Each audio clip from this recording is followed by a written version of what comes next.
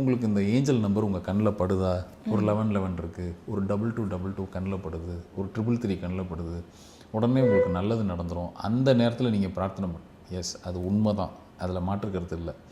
ஆனால் அதை நீங்கள் எப்படி புரிஞ்சுக்கிறீங்க, அதை நீங்கள் ரைட் ஃபார்மேட்டில் எடுத்துக்கிறீங்களான்றதையும் பிரபஞ்சம் பார்க்கும். நாட் ஜஸ்ட் அதை காமிச்சிட்டாலே உங்களுக்கு நல்லது தான் நடக்க போகுதுங்கிறது அர்த்தம் இல்லை. சில விஷயத்தை அலர்ட் பண்ணுறதுக்கும் காட்டும். இன்னொன்று, உங்களுக்கு ஏதோ ஒரு நல்லது கெட்டதை சொல்கிறதுக்கு தான் இந்த பிரபஞ்சம் வருதே தவிர வெறும் பாசிட்டிவை மட்டும் சொல்கிறதுக்கு இல்லைங்கிறத முதல்ல புரிஞ்சுக்கிங்க. கண்டிப்பாக இந்த பிரபஞ்சம் ரெண்டுத்தையும் சேர்த்து தான் கொடுக்கும். ஒரு சமீபத்தில் நடந்த ஒரு ஸ்டோரி சொல்கிறேன். ஒரு நபர் என்ன பண்ணுறாங்க, தன்னோட காருக்கு ஒரு நம்பர் வேணும் அப்படின்னு கேட்குறாங்க. ஒரு புது கார் வாங்குறாங்க, அதுக்கு ஒரு நம்பர் வேணும் அப்படின்னு கேட்குறாங்க. அவங்க ஒரு செட் ஆஃப் நம்பர்ஸை செலக்ட் பண்ணி எனக்கு அனுப்புகிறாங்க. நான் கார் டிரைவிங்கில் இருக்கேன், எனக்கு ரொம்ப அர்ஜென்ட்டு, நான் இப்போ வந்து ஆர்டிஓ ஆஃபீஸில் இருக்கேன், எனக்கு ரொம்ப அர்ஜென்ட்டாக அந்த நம்பர் வேணும்னு கேட்குறாங்க.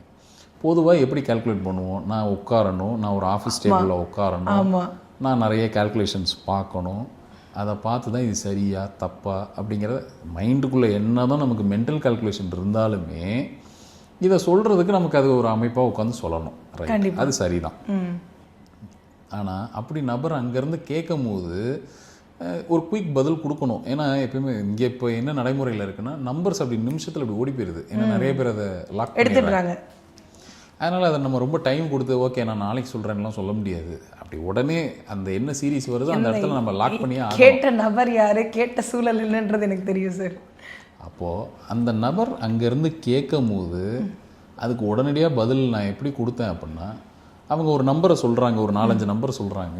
நான் அந்த ஒரு 5 நம்பரில் ஒரு நம்பர், இந்த நம்பர் நீங்கள் எடுத்துக்கலாம் கேட்ட அடுத்த செகண்டே, அதை அந்த யோசிக்கிற வினாடி கூட இல்லாமல் அதை எடுத்துக்கலான்னு சொன்னேன்.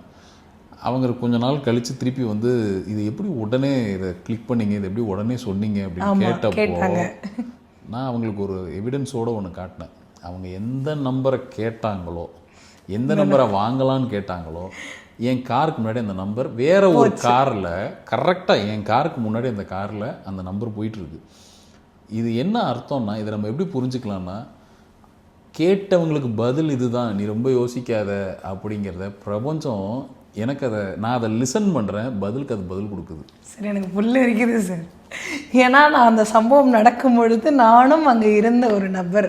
ஸோ நான் இன்றைக்கி நான் ஷூட் வரும்போது நீங்கள் அன்றைக்கி சொல்லலை, நீங்கள் இன்றைக்கி நீங்கள் ஷூட் வரும்பொழுது நீங்கள் ஃபோன் எடுத்து காட்டுறீங்க, நீங்கள் என்ன நம்பர் கேட்டீங்க, அவங்களுக்கு நான் என்ன நம்பர் சொன்னேன், அந்த நம்பருக்கு எது போய் சேரணுங்கிறது பிரபஞ்சம் ஏற்கனவே டிசைட் பண்ணி வச்சிருச்சு. இப்போ எனக்கு எப்படி கைட் பண்ணுதுன்னா, காரணம் நான் பிரபஞ்சத்தை லிசன் பண்ணுறேன், பிரபஞ்சம் என்னை லிசன் பண்ணுது. இவ்வளோதான் லாஜிக்.